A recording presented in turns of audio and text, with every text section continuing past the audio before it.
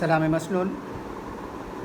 आज अंजुमन तरक्की उर्दू तमिलनाडु शाख की तरफ से हुई ज़ूम मीटिंग में शिरकत करने के बाद सोचा कि चंद बातें थीं जो इस प्रोग्राम में हमारे सामने आई उनका ज़रा तज़किरा कर दूं, ताकि जो लोग इसमें शिरकत नहीं कर सके उन्हें भी इसके बारे में कुछ इल्म हो जाए।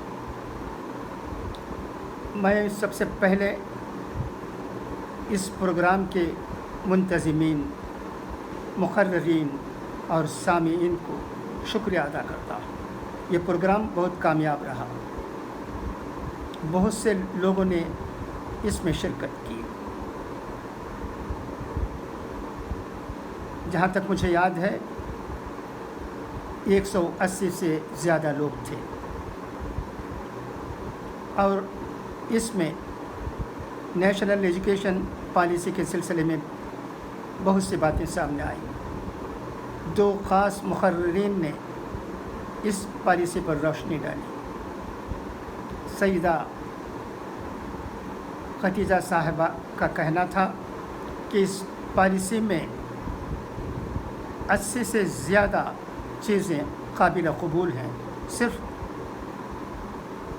लगभग 15% हो सकता है काबिल क़बूल ना हो। इसके बारे में हुकूमतों से तबादला ख्याल किया जाए, उनमें तरमीम के बाद उसे इख्तियार किया जाए। कोई पार्टी हमारे सामने एक पॉलिसी रखती है तो हमें ये देखना है कि पॉलिसी में क्या है, ये नहीं कि किसने वो पॉलिसी बनाई है।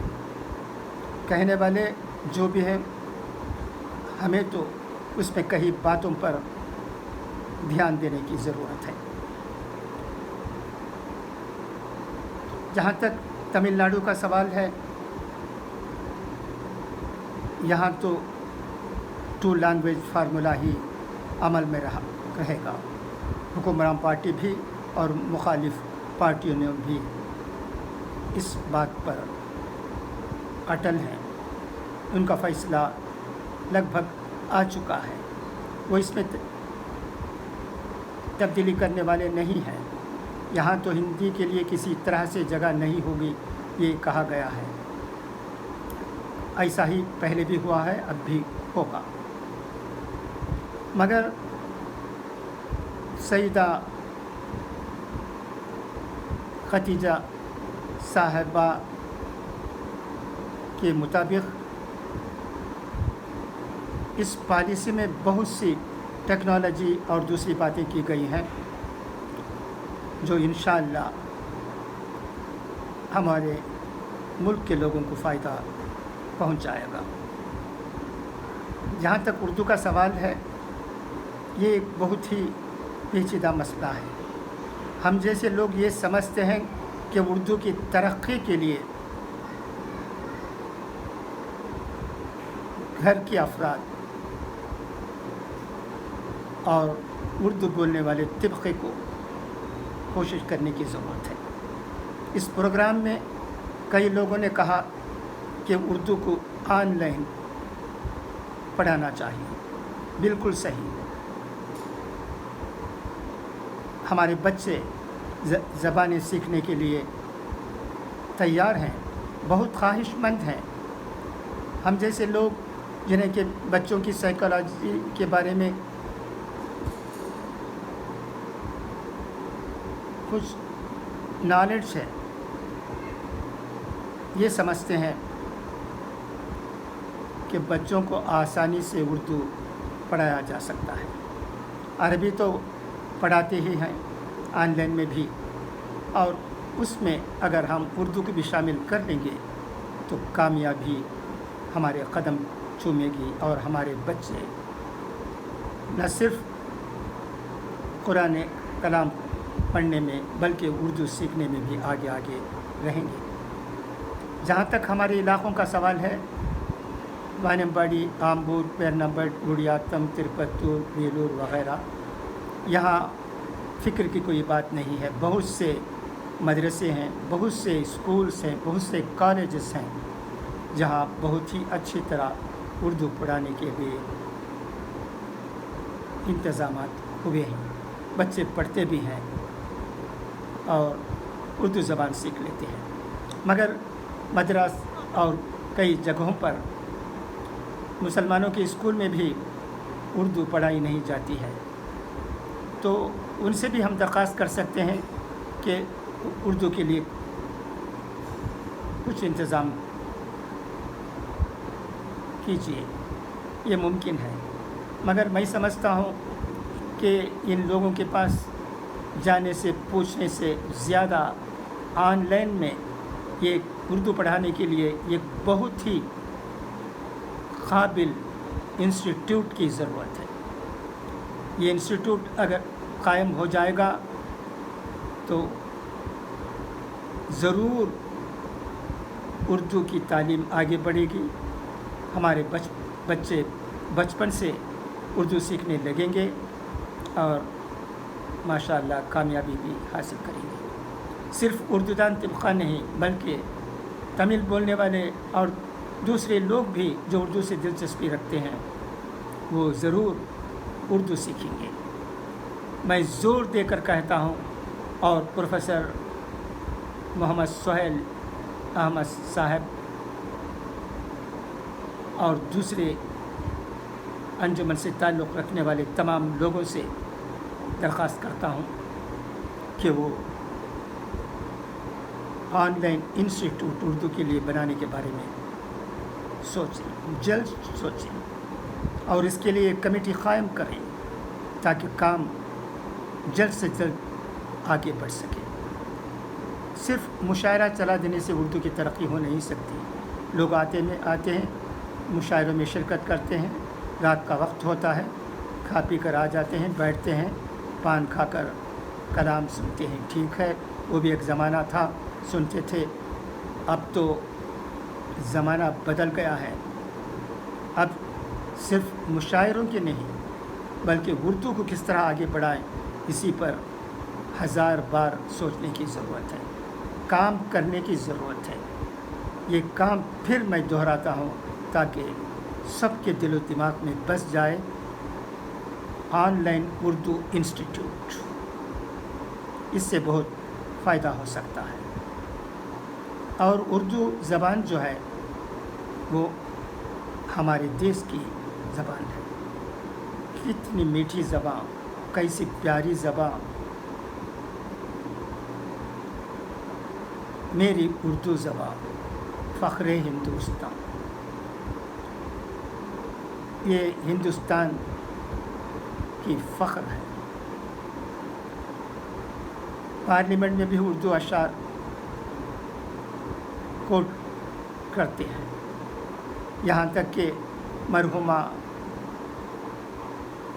बीजेपी की मिनिस्टर ने भी कई अशार उर्दू के कोट किए। उनकी ज़बान पर भी उर्दू फर आती थी, बोली जाती थी। बहुत से लोग हैं गैर मुसलमान हैं, उनकी उर्दू भी बहुत अच्छी है। उर्दू सिर्फ मुसलमानों की ज़बान नहीं है। उर्दू को बोलने वाले हिंदुस्तान में मुख्तलिफ़ मज़ाहब के लोग होते हैं। हमारे सिख भाई तो उर्दू में आगे हैं। यहाँ तक कि वहाँ से निकलने वाला अखबार जो उनकी ज़बान का है वो भी उर्दू रस्मुल ख़त में निकलता है। और दुनिया भर में रहने वाले हिंदुस्तानी और दूसरे मुल्कों से आए हुए लोग उर्दू बोलते हैं। उर्दू एक लश्करी ज़बान है। और इस प्रोग्राम के दौरान सुहेल साहब ने एक और बात भी कही। उन्होंने कहा कि उर्दू को मादरी ज़बान कहकर लिखने वालों की तादाद तमिलनाडु में काफ़ी है, मगर उन्होंने अफसोस से कहा कि ये बात यूपी में नहीं है। बिल्कुल सही बात। यूपी, एमपी और बिहार में उर्दू का बोलबाला नहीं بلکہ اردو بولنے والوں کی تعداد میں اضافہ نہیں بلکہ تعداد کم ہو رہی ہے، مگر میں فخر کے ساتھ کہہ سکتا ہوں تمل ناڈو کا ایک واسی ہونے کے ناطے کہ یہاں اردو کی ترقی ہو رہی ہے۔ اس کے علاوہ میں اس موقع پر ہندوستان میں رہنے والے تمام مدرسوں کو، تمام مدرسوں کا شکریہ ادا کرنا چاہتا ہوں۔ اگر ہم دیکھتے ہیں تو ہمیں پتہ چلتا ہے کہ مدرسوں کی وجہ سے اردو کی ترقی ہو رہی ہے۔ دیوبند، ندوہ اور کئی جگہوں سے تعلیم یافتہ آمبور میں وانی باڑی میں رہنے والے علماء کرام بہترین اردو بولتے ہیں۔ ان کے بیانوں سے شمالی ہندوستان میں رہنے والے علماء بھی خوش ہو جاتے ہیں۔ ان کے بیانات کو سن کر کوئی کہہ نہیں سکتا کہ وہ تمل ناڈو کے ہیں۔ اس قدر کامیابی حاصل ہوئی ہے، کوشش کرنے والوں کو سب کچھ مل جاتا ہے، یہی ہے۔ اور اس سلسلے میں میں ایک اور بات بھی کہنا چاہتا ہوں۔ جب ہندوستان میں مغلوں کی حکومت تھی تو مغلوں کی زبان سیکھنے لگے یہاں کے برہمن۔ جب انگریز آئے تو انگریزی سیکھنے لگے یہاں کے برہمن۔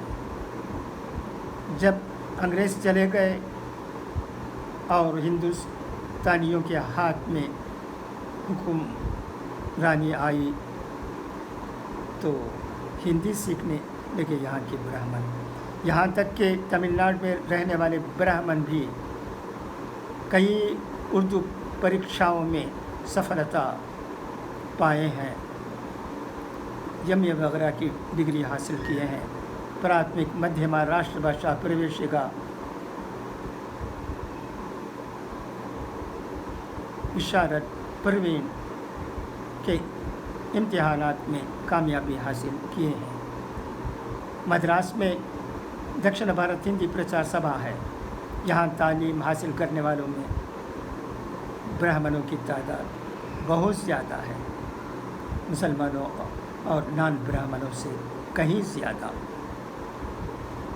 تو اس طرح کامیابی حاصل کر کے وہ نوکریاں آسانی سے حاصل کر لیتے ہیں۔ جہاں تک زبان کو سیکھنے کا سوال ہے،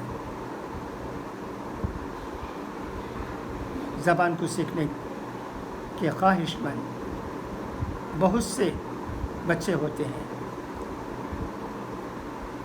ہر مذہب میں ہوتے ہیں۔ اس کے لیے موقع دے دینا چاہیے۔ جہاں تک 2 لینگویج فارمولہ ہے وہ اور بات ہے۔